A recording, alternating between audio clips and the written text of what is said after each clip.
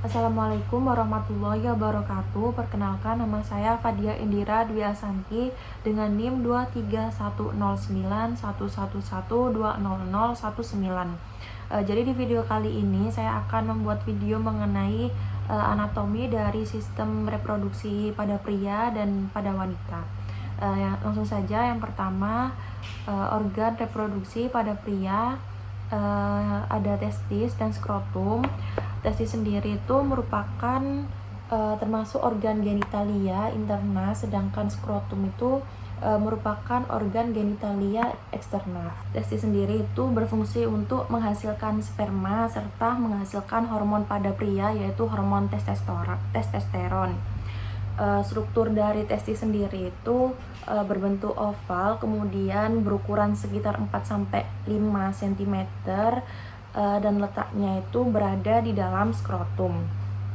Sedangkan skrotum sendiri itu memiliki fungsi untuk menjaga suhu dari testis agar lebih optimal.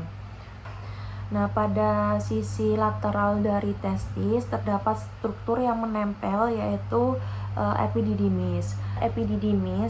Epididymis ini berfungsi untuk tempat terjadinya pematangan sperma. Jadi sperma yang dihasilkan dari testis tadi itu akan ke epididymis untuk dilakukan pematangan, terutama pada ekor sperma agar bisa bergerak lebih optimal.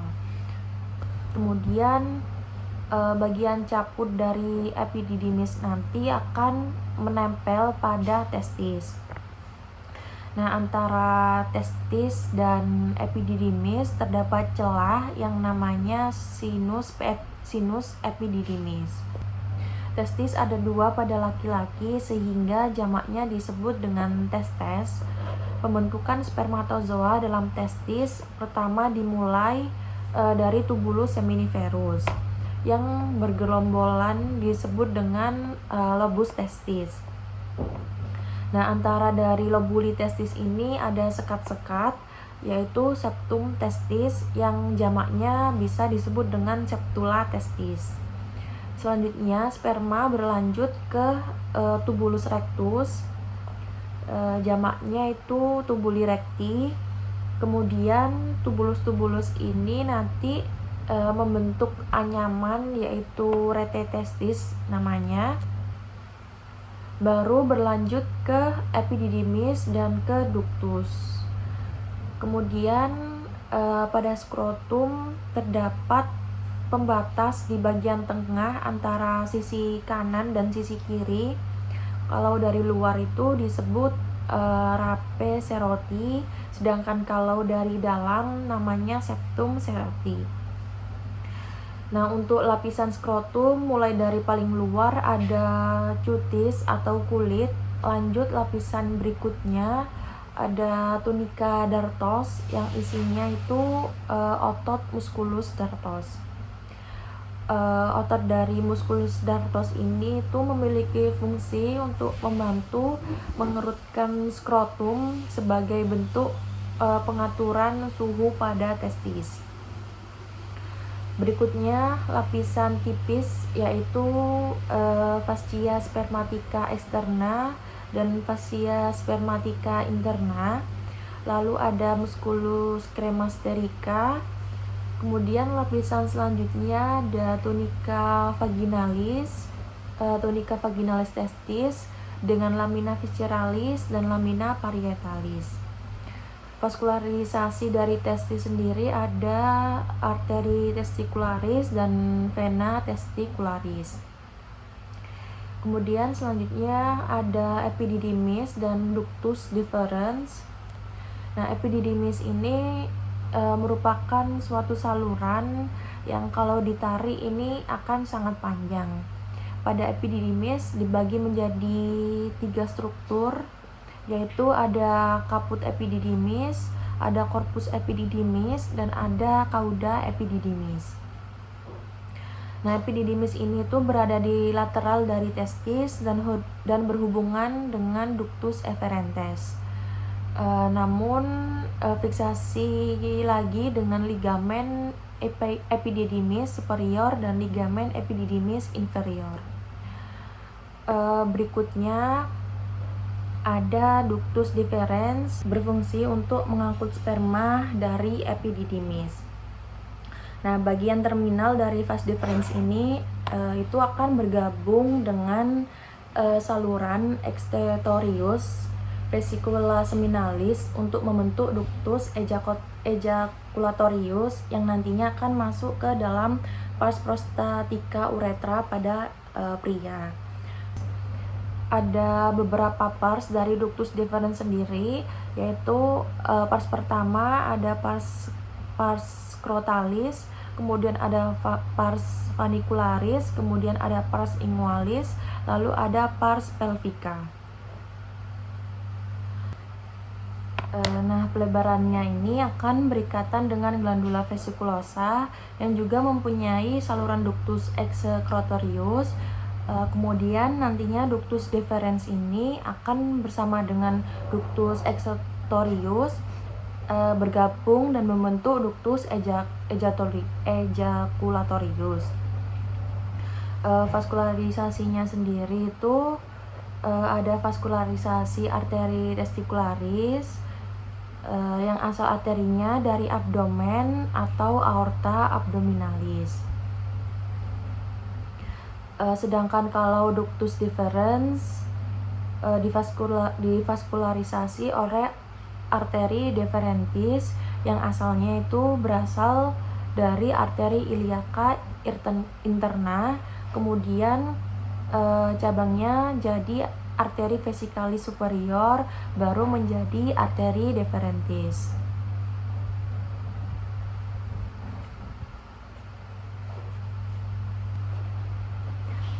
Selanjutnya ada veniculus spermaticus atau spermatic cord atau korda spermatika. Nah, struktur ini tuh berbentuk seperti tali untuk menggantung skrotum, testis, dan epididymis. Lapisan dari veniculus spermaticus ada 6. Paling luar itu ada kutis atau kulit yang bisa kita lihat secara langsung. Kemudian tunica dartos yang menempel dengan kutis. Lalu ada fascia spermatica externa yang merupakan perpanjangan dari otot abdomen musculus obliquus externus abdominis. Berikutnya ada musculus cremaster yang bisa kontraksi agar testis ini mendekati tubuh pada suhu dingin. Bisa juga relaksasi untuk menjauhkan testis saat suhu sedang panas.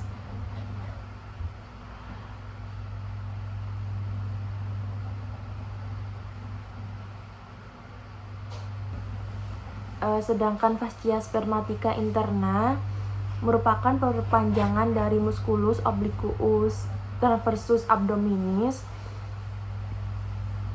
Sedangkan struktur di dalam itu ada 3 arteri, yaitu ada arteri testicularis, kemudian arteri cremasterica, kemudian arteri ductus deferens.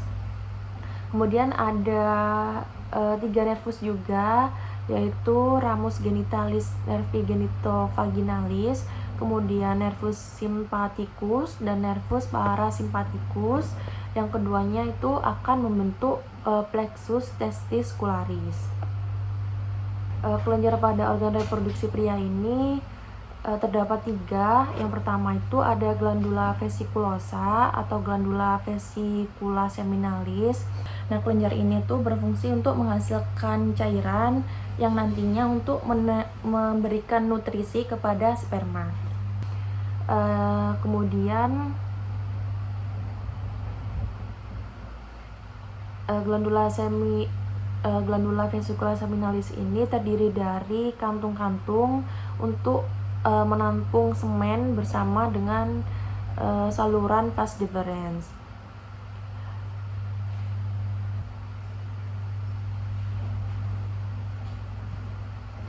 Kemudian kelenjar selanjutnya ada glandula prostat.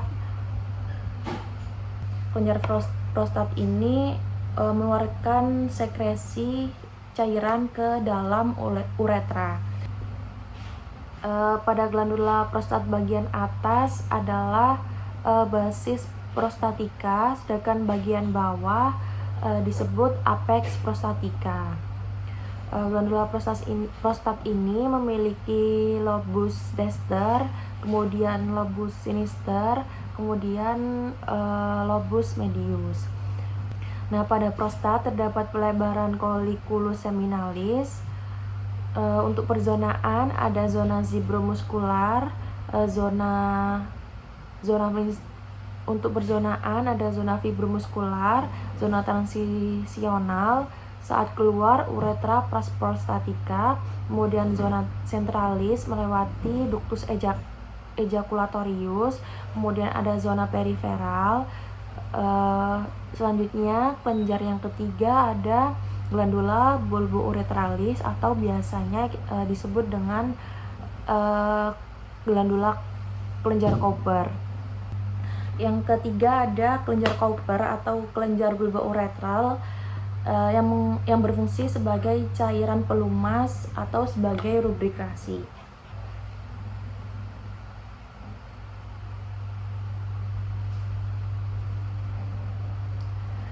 Kemudian vaskularisasi dari kelenjar tersebut ada arteri iliaca interna, kemudian ada arteri prostatika,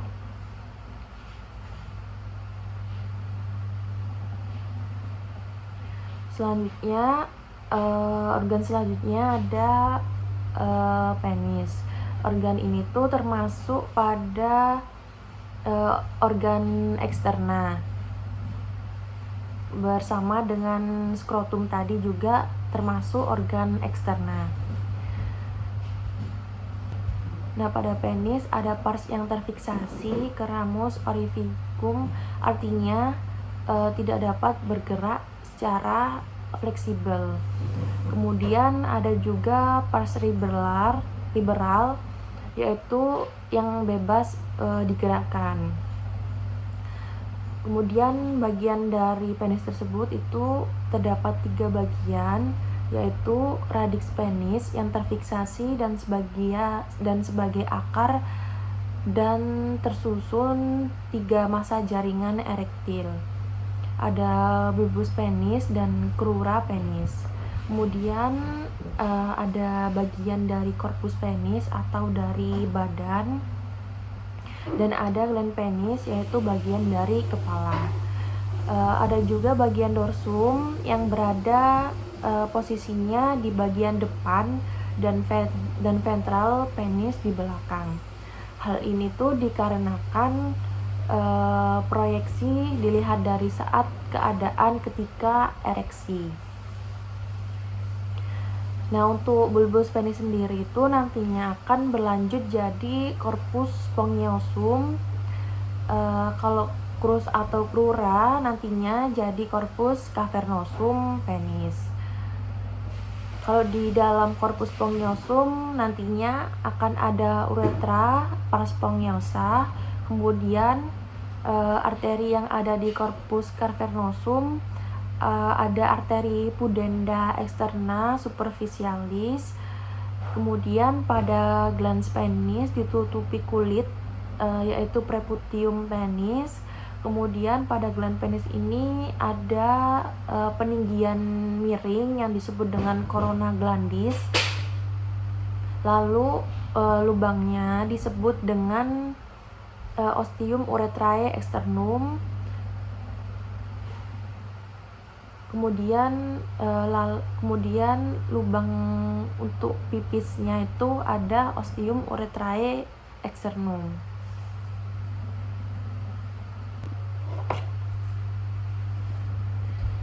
Selanjutnya saya akan menjelaskan organ dari reproduksi wanita. Yang pertama ada ovarium dan tuba fallopi. Ovarium itu berfungsi untuk menghasilkan hormon di dalam folikelnya. Kemudian terdapat facies medialis, lalu ada ekstremitas, di mana bagian lateral merupakan ekstremitas tubaria, dan ada ekstremitas uterina. Kemudian terdapat margo yang terikat disebut dengan margo mesoparicus, dan ada yang bebas disebut dengan margo libera. Kalau untuk tuba uterina sendiri, saluran awalnya itu dari yang paling luar, mulai dari vulva, lalu berlanjut ke vagina, baru ke tuba uterina. Di tuba uterina, ovarium akan melepaskan ovum dan bebas di kavitas peritoneal, kemudian ditangkap oleh fimbriae tubae uterina, kemudian dibawa masuk melewati ostium abdominale, yang akan mengarah melalui infundibulum tubae uterina yang diameternya itu paling lebar.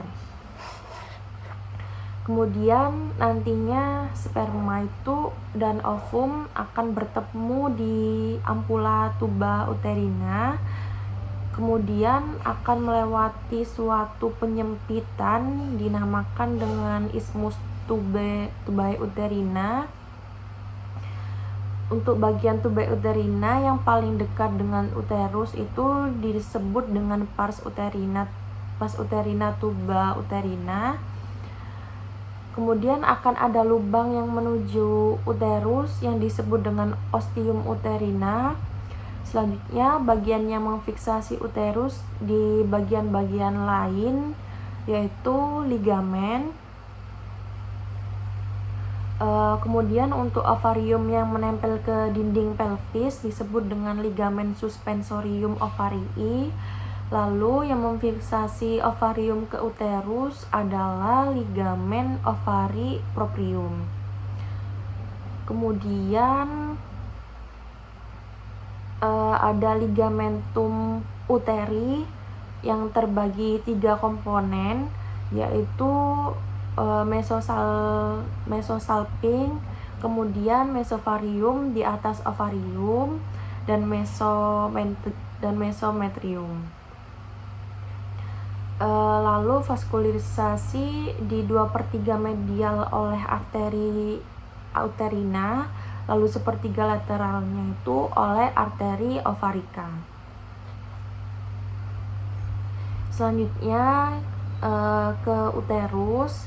Uterus ini biasanya juga disebut dengan rahim, yang merupakan organ muskular dan digunakan sebagai implantasi dari blastokista, sebagai tempat penempelan dan perkembangan pada embrio selama masa kehamilan terjadi.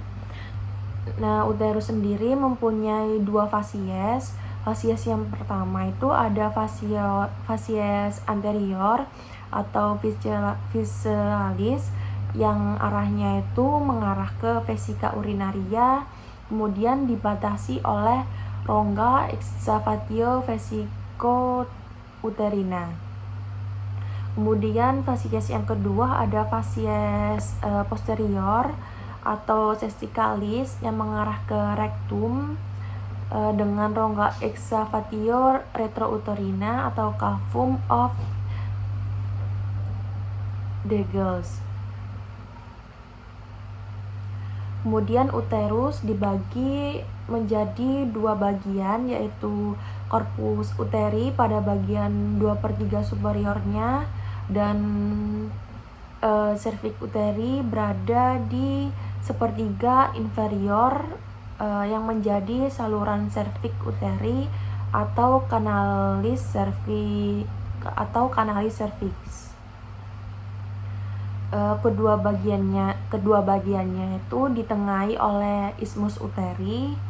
Paling atas dari uterus dinamakan dengan fundus uteri, kemudian bawahnya corpus uteri. Ada lubang antara uterus dan vagina, yaitu ostium uteri externum. Kemudian rongga muskular pada uterus itu disebut dengan cavitas uteri. Selanjutnya ada lubang sebelum ostium uteri externum yang ditunjuk dari bagian dalam itu disebut ostium uteri internum. Kemudian bagian uterus yang diselimuti vagina adalah portio vaginalis cervicis. Kalau bagian cervix uteri di atas vagina itu disebut dengan portio supravaginalis cervicis. Kemudian untuk ligamen-ligamen yang memfiksasi ada ligamentum transversum cervicis untuk mempertahankan cervix uteri ke fascia diafragmatica superior dan pelvis lateral. Kemudian ada ligamen latum uteri untuk membungkus fascies anterior dan fascies posterior agar tetap pada posisi dan berupa jaringan peritoneum. Kemudian ligamen sacrouterina yang memfiksasi uterus ke os sacrum, dan ada ligamen teres uteri yang mempertahankan posisi uterus antara anterfleksi atau anteversi. Selanjutnya ada vagina. Vagina ini bentuknya seperti tabung, fungsinya sebagai organ kopulasi atau jalan lahir normal dan tempat meluruhnya saat terjadi menstruasi. Kemudian posisi pada anterior itu terdapat vesika urinaria atau uretra.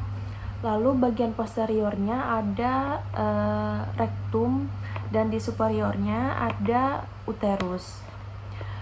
Struktur vagina dilihat dari potongan sagital itu terdiri dari vestibulum vaginae yang paling bawah dan merupakan ruang pertama sebelum memasuki vagina.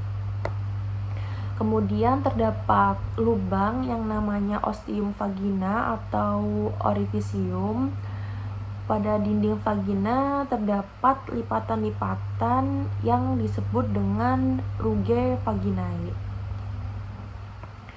Kemudian di saluran vagina terdapat bagian yang menjorok ke dalam atau membentuk celah kecil yang disebut dengan fornix. Terdapat fornix anterior terletak di lateral. Kemudian ada fornix posterior yang lebih dalam dan agak ke atas. Lalu ada fornix lateral yang bisa terlihat pada potongan koronal. Kemudian ruang antara vagina dan vesika urinaria adalah excavatio vesicouterina, sedangkan ruang antara vagina dan rektum adalah excavatio retrouterina. Kemudian vaskularisasi untuk mensuplai bagian lateral ada arteri vaginalis. Kemudian untuk bagian lebih ke medial disuplai oleh arteri uterina. Yang keduanya itu merupakan cabang dari arteri iliaca interna yang juga berasal dari arteri abdominalis. Kemudian kalau venanya sendiri itu oleh plexus vaginalis yang menuju ke vena iliaca interna. Kalau inervasinya itu ada yang otonom dan ada yang somatik. Di mana yang otonom ini oleh plexus uterovaginalis, sedang yang somatiknya ada nervus pudendus. Organ selanjutnya ada vulva. Vulva ini disebut juga dengan pudendum yang artinya itu pembungkus atau penutup, berada di regio pelvis. Fungsi dari pudendum itu sebagai pintu awal untuk koitus. Selain itu fungsinya itu juga sebagai gerbang pelawan patogen dan sebagai pencegah infeksi. Fungsi dari pudendum itu sebagai pintu awal untuk koitus. Selain itu fungsinya itu juga sebagai gerbang pelawan patogen dan sebagai pencegah infeksi. Juga untuk memudahkan keluarnya saluran kencing. struktur dari vulva atau pudendum. Dari bagian anteriornya ada rambut-rambut yang disebut dengan mons pubis, yang merupakan turunan dari fascia scarpa atau berasal dari lemak. Kemudian pada bagian bawahnya terdapat dua bagian bersebelahan di luar seperti bibir, dinamakan labium maius pudendi. Bagian labium maius pudendi, bagian ini homolog dengan skrotum. Kemudian pada labium maius pudendi ini masih ditumbuhi dengan rambut-rambut tapi sudah jarang. Labium ini tuh punya sudut pertemuan. Bagian pertemuan atas commissura labiorum anterior, kemudian sedangkan bagian bawah belakang commissura labiorum posterior. Kemudian lebih ke dalam ada struktur lagi dinamakan labium minus pudendi. Di dalamnya ada struktur bulbus vestibuli. Di sini ada pertemuan juga, yaitu preputium clitoridis. Ini tuh membungkus pada gland penis.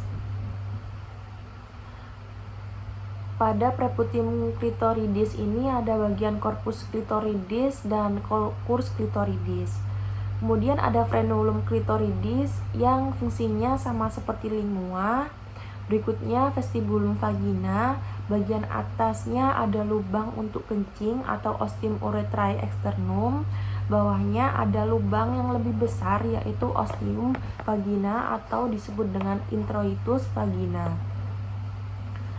Nah, lubang ini tuh ditutupi sebuah selaput pembungkus yang disebut dengan himen. Untuk glandula aksesorinya pada bagian lateral ostium vagina ada glandula vestibularis mayor atau glandula Bartolini yang homolog dengan glandula Cooper.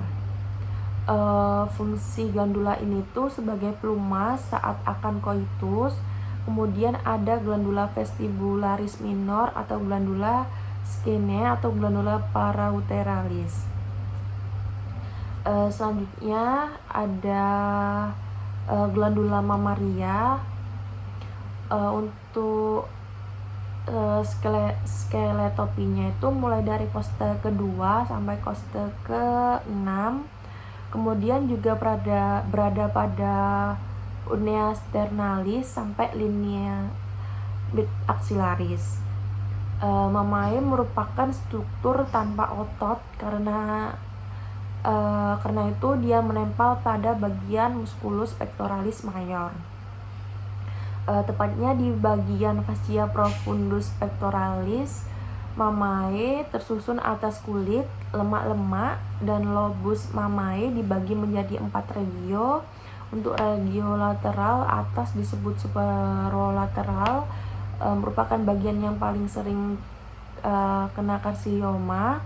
Kemudian bagian medial atas disebut superomedial, tengah bawah inferomedial, kemudian bawah lateral disebut inferolateral. Lalu ada struktur papila mamae. Di bagian di sekitarnya terlihat lebih gelap pigmennya, disebut dengan areola mamae. Kemudian pada areola mamae terdapat benjolan-benjolan kecil yang berupa kelenjar disebut glandula areolaris atau Montgomery glands, menghasilkan sekret. Lapisannya itu ada kutis, lemak, lobuli atau lobus glandula mamaria yang berisi ductus lactiferus mengeluarkan laktasi. Kemudian ada fascia profundus pectoralis, sekat-sekat berupa ligamen, ligamen suspensorium mamari.